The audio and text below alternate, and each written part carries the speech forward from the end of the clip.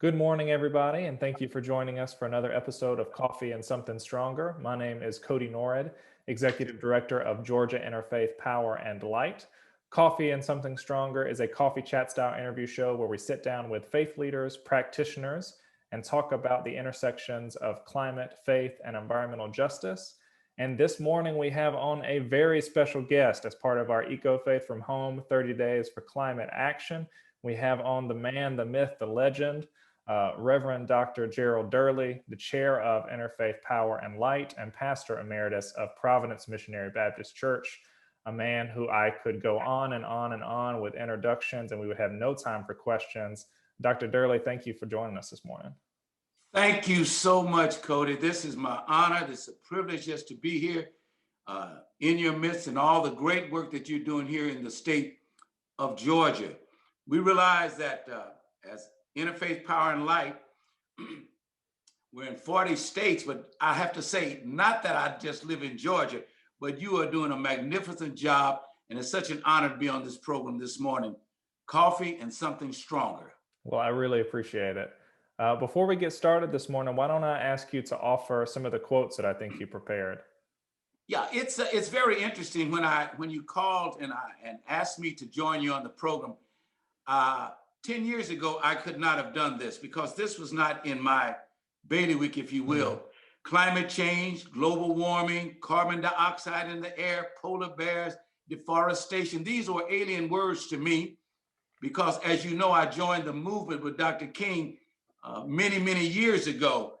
And we were talking about justice. We were talking about equality. We were talking about voting. We were talking about the constitutional rights of all Americans. And it wasn't until about 10 years ago, meeting with Sally Bingham and other people, that I began to understand that you really can't talk about civil and human rights or justice issues like what's going on up in Minnesota right now, unless you talk about the environment. Dr. King used to always say that we have to be the consciousness and the soul of America. I contend that the soul of America is the environment, because the soul is something that keeps everything working together and is alive. So that we have to talk about the soul of America, which is the environment. So that's why I think that conversations like this, where we bring an awakening and connect the dots between the civil rights, the human rights, the environmental rights, the justice rights, the economic rights, the educational rights, it's all one, and it's all couched, as we know, in interfaith power and life, whether it's Muslim or Christian or Jewish, under a deity that's greater than all of us, that says we've got to protect this perfectly balanced ecological world that was given to us by Allah, by God, by El Shaddai, by Elohim, whatever you call it. So that's why this is so important. And I thought about a person who's made such a major impact in the last several years in the Catholic Church, Pope Francis, and when he put the Laudato Si together, and there were quotes that I thought would have some significance because they really helped me to kind of crystallize my thinking. And let me share a few thoughts with you before you and I just sit and talk. These are quotes from Pope Francis from his encyclical, quotes around climate change. Climate change is a global problem with grave implications, environmental, social, economic, political, and for the distribution of goods. It represents one of the principal challenges facing humanity in our day. Another quote: humanity is called to recognize the need for changes of lifestyle, production, and consumption in order to combat this warming, or at least the human causes which produce or aggravate it. Talking about climate change, Pope Francis: if present trends continue, this century may well witness extraordinary climate change and an unprecedented destruction of ecosystems with serious consequences for all of us. A rise in the sea level, for example, can create extremely serious situations if we consider that a quarter of the world's population lives on the coast or nearby, and that the majority of our mega cities are situated in coastal areas. These were what some of the quotes that he talked about on climate change. And of course, I'm always concerned about the issue around justice and inequalities. And this is, let me share two more quotes from the encyclical from Pope Francis. Many of the poor live in areas particularly affected by phenomena related to warming, and their means of subsistence are largely dependent on natural reserves and ecosystemic services such as agriculture, fishing, and forestry. He says a deep sense of communion with the rest of nature cannot be real, watch this, if our hearts lack tenderness, compassion, and concern for our fellow human beings. And finally, quoting under his injustice system, he says this, we are faced not with, this is very crucial, Cody, I think what the Pope was saying here. We are faced not with two separate crises, one environmental and the other social, but rather one complex crisis, which is both social and environmental. Strategies for a solution demand an integrated approach to combating poverty, restoring dignity to the excluded, and at the same time, protecting nature. Those are a few quotes that I thought were very profound, coming from Pope Francis in his encyclical. Yeah. Well, let me ask you this, since you pulled out these quotes from Pope Francis and you've been doing this for a long time, what do you think is the importance of faith leaders using their voice to be prophetic and to talk about these moral issues from the place in which they occupy? I do not believe that we have a moral and an ethical obligation to speak to these issues. That in all faith traditions has been the real solid force that have kept society together. We can talk about the business community, we can talk about the political community, and even the scientific community. But the real strength of any society is the foundation, and the foundation has to have a moral and an ethical foundation that holds it all together. So any faith leader must understand that his or her responsibility is to speak truth to power so that the masses can continue to grow. And when we use the term sustainability, it means to sustain a livelihood that all can prosper and live well in that. So we have an obligation to speak. When one says that I cannot speak about the politics of that, I have to stay right with the scripture. The scriptures are political in nature. Some people say Jesus was crucified and they languish in, oh, he was crucified and they cry. I believe he was assassinated because he stood up for the rights of the poor. He stood up for the rights for the environment. He stood up for the rights for justice and equality. So he was right out there on the political front, even though he understood that he was connecting people back to God, but he kept that as an integral part. So it's all interrelated. Yeah. Well, you've talked a little bit about why you're involved in the work of climate change. I want you to elaborate a little bit on that, and then just say, why should people of faith do the same thing? Why should people of faith be concerned with climate change and environmental justice? As I said, in 1960, I joined I joined the civil rights movement with my good friend John Lewis and some of the others. We were all 18 or 19 years old at the time. We were concerned about how do you live out this constitutional mandate that we have, but we're not included under the Constitution when it came to simply voting.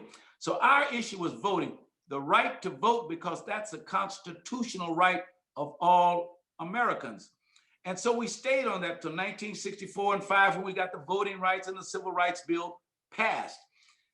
Fast forward to 2008 or 9, I'm looking at a situation where when we talk about climate change, when we talk about a Green New Deal, when we talk about all the legislation, once again, I'm finding that the least, the lost, the left behind are being systematically excluded.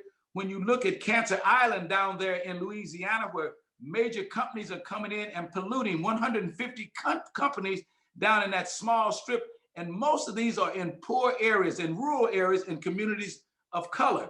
So therefore, if we as Christians or if we as Muslims and our Jews are concerned about the overall creation of God, including those that he created to take care of it, then we have an obligation to speak out to the equalization and the sustainability of that. as a charge that we must do. So therefore, I began to connect the dots and say this: we have a constitutional right to clean water, to clean air, to begin to look at how do we create economic viability through alternative sources, wind and energy.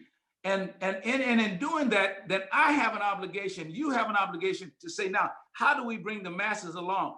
When the economics change, when the job situation change, then we've got to bring people along to the new economy. We've got to carry with them to get into the health issues around the area of climate change and what that all means. So therefore, we cannot sit back and just say, let them take care of it, because you'll find out that we are the them. And if we are the them, then we must speak out on how to lift up the least, the lost, the left behind, those that have been kicked to the curb and only found out that someone had already stolen the curb. All boats are going to have to rise. And so therefore, we cannot look at this as a partisan issue, because climate change is no respecter of whether you're black or white or rich or poor. When it begins to shift, as I don't believe a hurricane says, I believe I'll get this neighborhood or that neighborhood because they're Republican or Democrat. It just comes straight through. So therefore, and I hate to use the old cliche, but it's true, we're all in this together. Whether you're a Christian, whether you're a Jew, whether you're white, whether you're black, whether you're gay, whether you're lesbian, we're all in this together. And the only way we're going to come through this is begin to look at our lifestyle and care for each other. Now, that's a basic principle of all faiths: to love our neighbor, to walk justly, to walk humbly in the eyesight of Allah or in the eyesight of God or Jehovah. That's why this is so important from a faith dimension, that we must continue to be involved. And faith and science are not incongruent. I mean, I studied science. You studied science. So I don't see any inconsistencies in what we believe in the faith community. When it comes to the medical doctor, I pray all day, but I thank him for the x-ray. Yeah. Yeah, I want to dig a little bit deeper into that faith piece, because we say a lot, at least here at Gipple, that you can't love God or love neighbor without loving creation. It's not possible because of the ways that we denigrate creation and how that affects our neighbors. And so for you, when you look at the scripture and the religious tradition of Christianity and others, where do you go in those traditions to talk about creation care? What stories rise to the top for you? Well, I think the stories, first of all, for any story, you've got to always go, every story that I've ever heard, it says, in the beginning, there was. So whether it's Goldilocks, did Goldilocks start out before she got to the bear? In the beginning. In the beginning, it says that God created a perfectly balanced world, and he put, and in his last creation, he put human beings in there to take care of it. And he said, take care of this earth. Everything is there. And there are more scriptures in the Bible, in the Quran as well, talking about creation, talking about birds, talking about trees, talking about, so when I'm doing a sermon or something, I talk about the oceans. I talk about the babbling brooks. I talk about the earth that God continues to provide for all of us to exist. So I will take those particular examples in the Bible, but I have to do what we call hermeneutics. Now, hermeneutics in the Greek means that I take a text in the Bible where it says, God says, take care of my earth and it will take care of you. So I take that and I bring it into the modern day. If we're taking care and not putting profits over people, but we're taking care of each other, then I can make it live. And then once it lives, because people don't move, unfortunately, unless it penetrates themselves. And right now, when you look around at this pandemic that we're going through, we're wearing masks. Now, we're wearing masks because there's a virus that's in the air. But if we don't do something even now, and we're working hard, putting millions and millions of dollars to fight and find a vaccine, there is no vaccine if the air quality is depreciated, the water is gone, and we're still not putting the necessary resources together to stop it. The next pandemic will be a climademic. Is that a word? Climademic. The climademic that's on the way, and we will be wearing all masks during that time. So we've got to now, to avoid that, that's why the mitigation is so important. by educating people. And I think one of the best ways to educate people, certainly one of the best ways, is through their belief system, because your belief system shows up your hope, and your hope is what keeps you going. And that's why the faith connection is so important.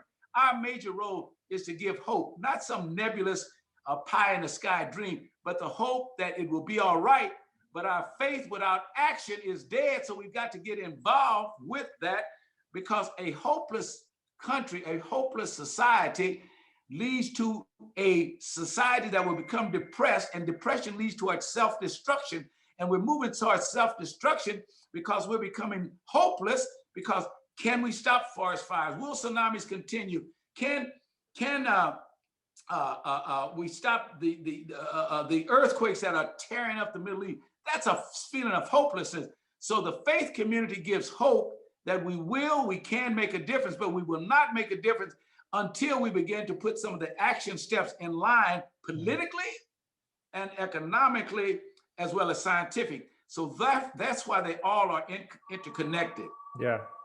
Well, let me ask you, we talked about this the other day a little bit, but so often in our societies, we talk about we put these justice issues into different silos, right? We say police brutality is happening over here, immigration's happening over here, all these different things, environments happening over here. And I wondered if you could talk about how these systems of oppression are connected. Well, let's give you an example. Let's just take one of those that we're going through now, that we see the trials that are going on in Minnesota, the police that are being accosted. We're talking about justice issues. When you talk about justice issues, it's one thing to go and just train the police, whether training them in how to maintain their own mental stability in the middle of a crisis, or what instruments or gunpowder that they should use. But there's something bigger than that. What created the George Floyd, what created this situation were poor education, inaccessibility to health care, poor job opportunities. All of those are factors that were created. Then let's put this other thing. If you take anybody, put them in a small confined area, increase the temperature to 105 degrees every day in the summer, there is no air conditioning. I didn't have a job. My education is that you got a perfect storm for violence to occur. And whether you've been trained or not, that's going to explode. So when you've got inequities, and that's what we call them, injustices in a society, where there's a certain segment that are subjected to the kinds of variables that I just talked about, then you've got a cauldron for a violent situation. So what we've got to do is work on parallel tracks, reduce that temperature, reduce that asthmatic condition, reduce those cancer things, reduce what happened up in Flint, Michigan. It was not their fault, but it occurred. So when you got a desperate situation, whether it's in the rural area or in the urban area, that's what begins to happen. So you cannot separate all the ecological factors that are happening now, and then put that in a place where you've worked all your lives, and a flood comes through and wipes it out, or a wildfire comes through and wipes it out, or heat comes through and die, or a disease comes through. All of those are right involved with those. So they have to work. We have to work in a collaborative effort to reduce those. So we cannot operate, as you said, in silos. I'm over here just with the police force. I'm over here with this. And this is why when they came out with reforming the police, it wasn't throwing the police force out. It was, how do we begin to bring our mental health workers in to work along with policemen in this area? So when we begin to work collaboratively together, then I think we can move toward a more positive solution.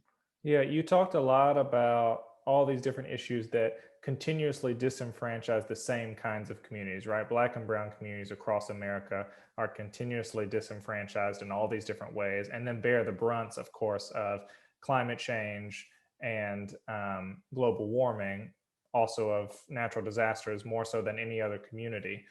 And I wanted to shift a little bit to talk about a piece of disenfranchisement that you worked on since the beginning of your work in civil rights, which is voting.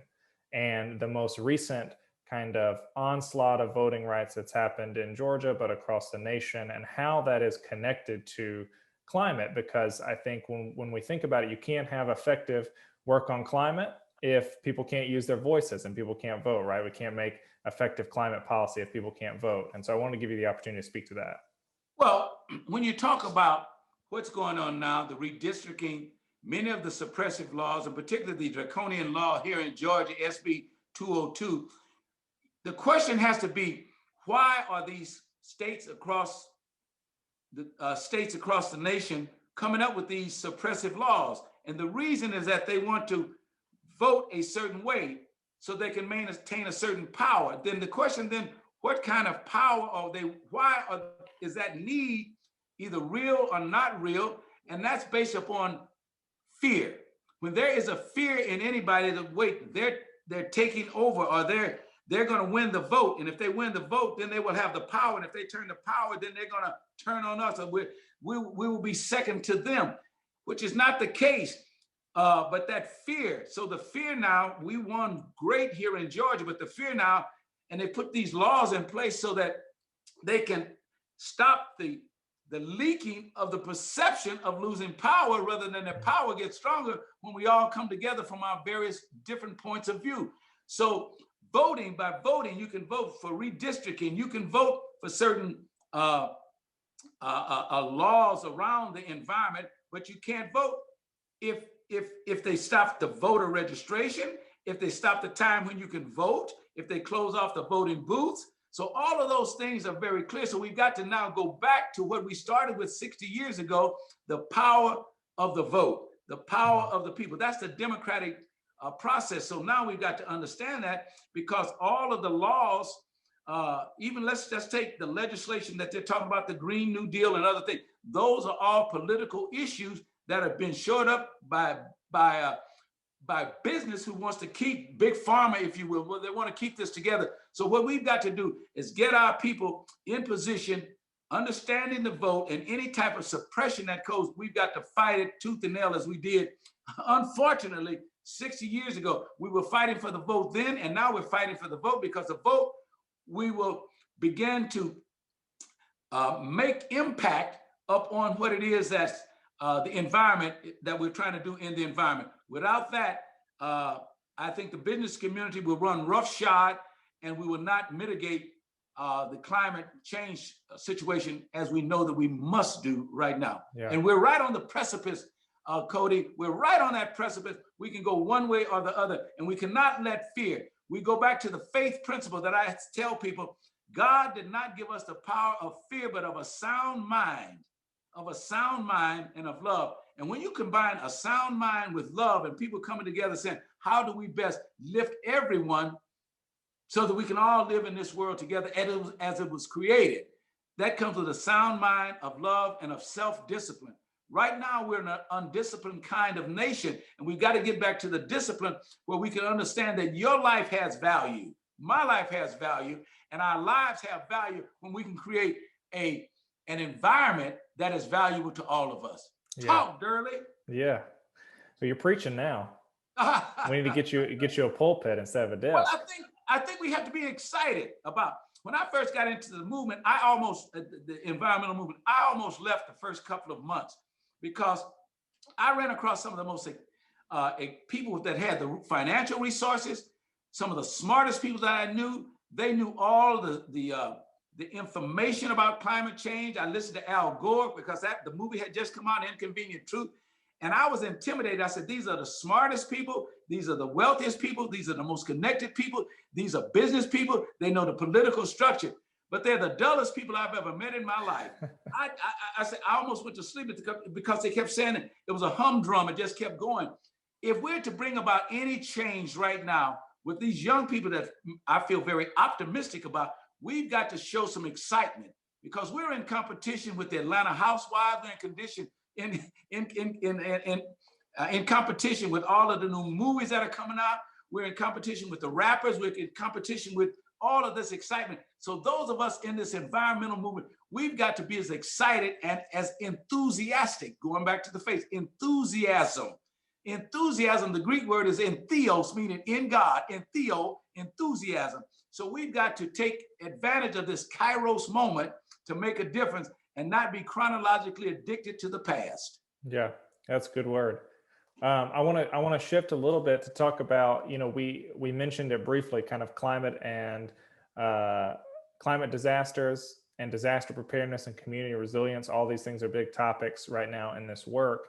And for centuries and centuries, faith communities have been the people who have responded to communities when disaster strikes.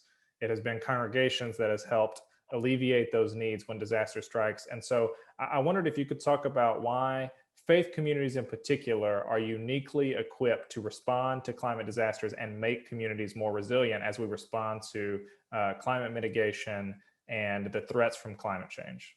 Well, you said uniquely equipped. In many cases, in the faith community, we are not equipped. Now, we're uniquely equipped because we bring what I talked about earlier. We bring about a hope. We can come together and set up food pantries. When Katrina hit, we sent 16 wheelers down there, just taking something as simple as water and food and clothing. So from that aspect, we are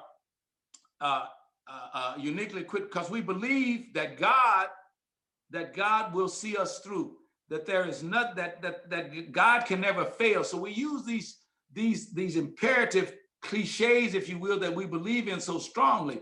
But what we really need to do is, that's why now that we've got to combine that with the governors and the senators and understand that as we're saying this, that we'll need the kind of financial resources to really make that difference.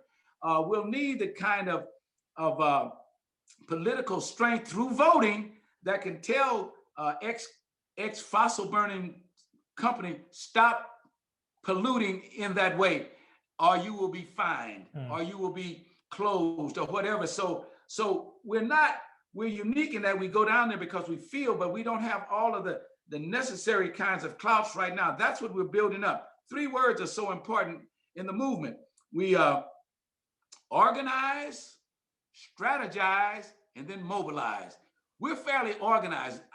GIPL is very organized here in the state of Georgia. IPL across the country. Other groups are organized. We've gone through the organizational for the last 30 or 40 years. The strategies are being discussed in all of the groups. Now we're coming into the mobilization. So we are unique in that we can go down there and be mobilized like the Red Cross.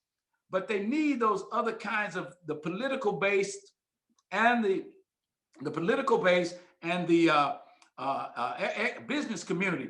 We understand the science is very clear. The faith is very clear. So we've got to cross that little line of ethics and moral decision-making for the good of the order. Yeah.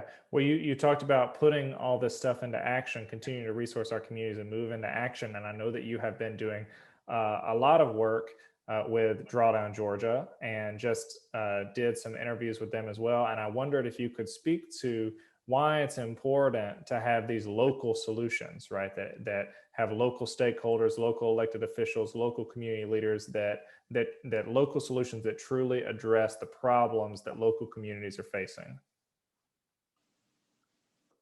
The saying is this, and you've said it many times: all politics are local. All politics are local.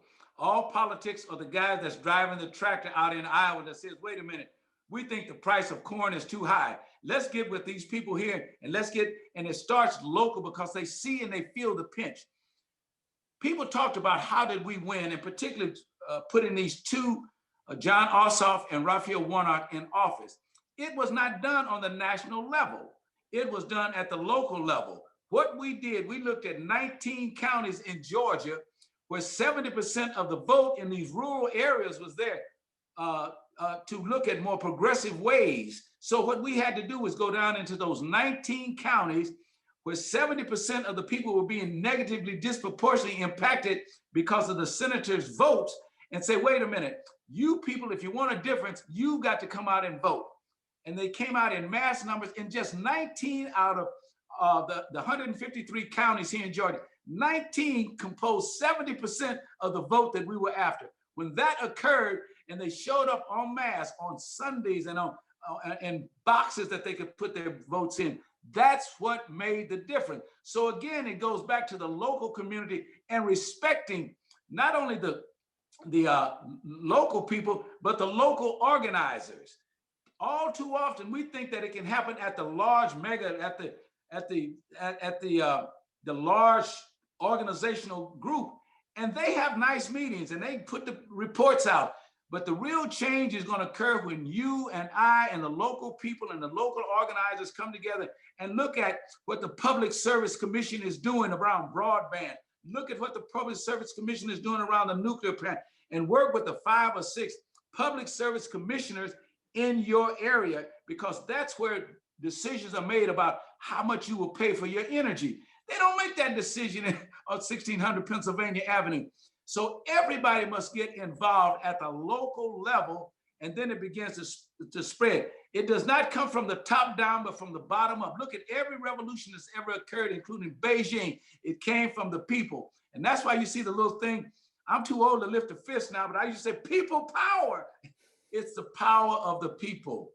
Yeah. It's the power of the people. And that's where we are now in America. And I'm very optimistic now. I am extreme after what I've seen over the years. When I see the young people out there, when I see those who've been on the battlefield for a long time, we always use the term in the movement, passing the torch on. When I see you assuming the torch of leadership and you and your colleagues coming together, I feel very optimistic. My time was they didn't call me they called me a militant. They didn't call me a terrorist. And they said those militants out there, we weren't militants. We were doing what you're doing now. And that's what it's going to take at that level. The torch now has been passed on to you. You have an option. Do I look at the torch? Do I wonder who gave me the torch? Do I take the torch and lead? Do I ask, what is this in my hand? Those are the questions now. So I'm saying that now it is up to us now, if we're to change and stop what's going on in the environment and change it, the time is now. We cannot back up. We cannot bend. We cannot bow, and we surely will not break. Yeah. Well, you talked about the importance of local action, building power from the grassroots. Everything starts local. And voters voting with climate in mind has produced a situation at the federal level where now we're having a conversation about Biden's infrastructure package and what that means for people and how that intersects with climate and clean energy. And just in a week's time, you're sitting down with Raphael Warnock to talk about the infrastructure package and climate. And I wonder if you could just talk a little bit about the importance of that package and the importance of that federal piece now coming in line with some of the local concerns. Well, I think that we've seen that historically speaking, we never could have passed the voting rights or the civil rights bill in 64, 65 had it not been 63 with the March on Washington, where it brought about an awareness, where something that happened in 55 in Montgomery, where all of these all of these instances occurred leading up to it. And so it brought it to the national level where people are saying, wait a minute, because I really believe that the average American is very decent. I really believe that, and that they're very much concerned about the welfare and the well-being, not only of their own family, but their neighborhood and the nation. I really believe that. So consequently, when we put people in elective offices and they begin to put bills together like the one that we're talking about now, the infrastructure, because when you talk about infrastructure, when you talk about bridges, when you talk about highways, when you talk about where people live, that's their environment. It's just not air and water. Your environment is your living area. When you move from septic tanks to sewage, that's a big difference, because around septic tanks, there are many diseases. So if we put in an infrastructure together where we're taking them from a septic tank to connecting to the sewage, and then that environment changes, their living environment changes, and the quality of life changes, and the quality of the air that's being polluted. So consequently, the infrastructure is so vitally significant, important. So you cannot separate, again, we're going back to our same initial thesis, you cannot separate those particular actions. So that's what I think that the more progressive senators are looking at. And I think that Raphael Warnock and certainly John, they've always been out there talking about not only Earth Day, not just doing this April 22nd Earth Day, but this is a year-long initiative. It is just not a celebratory day. And I think most of the people that I'm speaking to now, they've been in for so long, much longer than I, and I don't have all the answers, but I do have a sense of feeling. And when you've got a sense of feeling and you're excited about it, and you get your facts together and you get people with you, there will be a change. And that's what's going on with the infrastructure package, the Green New Deal and others, what we're looking at, what are we doing? We're looking at newly creative jobs. We're looking at new ways to look at energy in terms of solar, biomass, and wind. We're looking at new ways, but we're not throwing away the miners, the coal miners. We're trying to transition them into another way of looking at it, so their quality of life, so they don't get black lung disease generation after generation and think that that's normal. There are other ways of looking at it, but that takes education. So education is a major part of it. That takes understanding what the scientists are saying, and then letting the business people know that they can make an investment, they can have a return on their investment. We live in a capitalist society. I understand that. I understand what motivates it. So I'm not opposed to a person making money, but not over to the degradation of people's lives and their well-being. So when all of those things come together, we've got a winning team. We've got a winning combination. And I see that beginning to emerge now in Washington, and not just Washington, but around the world. That's why I'm so pleased that we're talking about going back into the Paris Treaty with 190 countries, because we are not an isolated country. This is worldwide, this effort. So I'm so pleased and optimistic about where we are right now. Yeah, that's great. Well, we're all looking forward to that conversation on the 28th. And I don't know how it's going to go. It's kind of like this one. You just share. But I think, as I said, but if you've got some transparency and some honesty in every conversation that I'm in, like with you or Raphael or John or whoever it might be, you grow. I grow every time I'm in that. And that's what this is about, communication. Yeah. There was a breakdown in communication between those of us in the conservation and environmental movement and the political and the business community. But communication is predicated on three primary principles. Do I understand you? Do I respect you? And can I trust you? Heretofore, they have not understood what we were saying, because they ask us, don't you understand? If it weren't for us, you wouldn't be able to have that air conditioning. You wouldn't be able to have the lighting. We couldn't come to Vegas and gamble all night long. We're keeping the lights on. We said you can do it, but that was miscommunication. Then there was disrespect, because we were perceived as one, and they perceived us as that way. There was little respect. And then we would work towards something only to find out that it changed in the back room. So distrust came. But I think now we're ready to begin to communicate through our respecting each other's different positions, and then trusting that we all are in this together. I've talked with some major business people who really were honest. They said, look, we are concerned about the environment, our children. We're concerned about the water. We're concerned about the air. And we have an energy company, but we have investors. We have a return.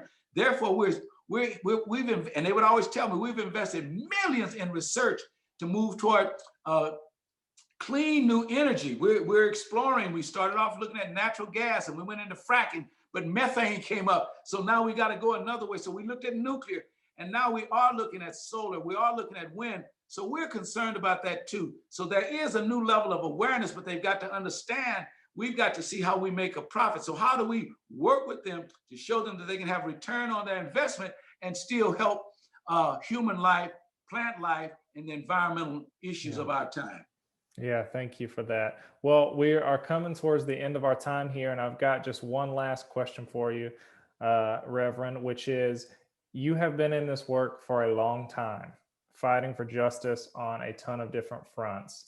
And what advice would you give to all the people who are working in this now? How do you instill resilience in yourself to keep going every day, to keep pushing forward, to keep in the fight? You know, there's a song that we sing in the old church, if I could just use, and maybe other churches sing, it's called I'm on the Battlefield. And everybody would get to clapping, I'm on the battlefield for my Lord. And I started looking at that song, and I had to stop it one day and talking about getting the strength. I had to say, wait a minute, don't sing that song, I'm on the battlefield anymore. Sing this song, I'm in the battle. And when you're there's a difference between being in the battle and on the battlefield. I know people that are on the battlefield and they're so far from the battle, but they're on the field, but I don't see them. To be resilient, you've got to come and get in the battle. And when you're in the battle, iron sharpens iron. When I'm talking to you, I get stronger. When somebody's talking to me, they might get stronger.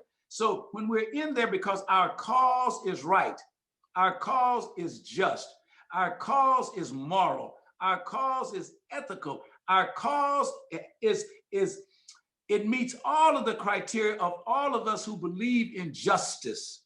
And when you have that kind of coming together, those kinds of collaborative, that's what keeps me inspired. There are many days I wanted to give up and I wanted to quit. And then I'll go back to the scripture and it says, be ye not weary in well doing, for you will reap in due season if you faint not. So I'm not ready to faint yet. I'm tired, I'm weary, but we work together. So that's what keeps me going. And that's what keeps the hope. And as long as we can keep that, believing in the cause of justice, believing in the cause of mitigation of climate change, believing in each other's integrity to make a difference and that we can all win.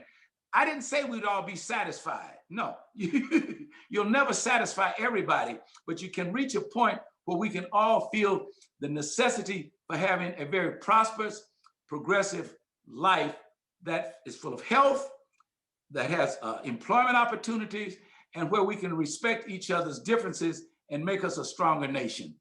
Well, Reverend Dr. Durley, I so appreciate you coming on the show this morning and sharing us. I am filled with hope. I think the people watching this show are filled with hope to keep on working so that we can achieve this more just society, so that we can really seek after environmental justice and mitigation of climate change. And I thank you so much for making some time this morning. And I wanted to say, if you know, sometimes you need a symbol for hope. In the high schools, they call that, what is your, some of the Georgia Bulldogs or the Tennessee Titans. We have a symbol, the Falcons. We have, everybody has a symbol. And I think, when I think about somebody that wouldn't give up, somebody that wouldn't quit, somebody that wouldn't turn around, my symbol for staying in there is John Lewis. That's my, I look, I say, John, wow, you stayed in there all the way to the end. From 15, 16 years of age to 80 years of age. And if he can do that, can I do any less? Yeah, well, let's get out of here and go make some good trouble then. All right, thank you so much. And thank you everybody for tuning in.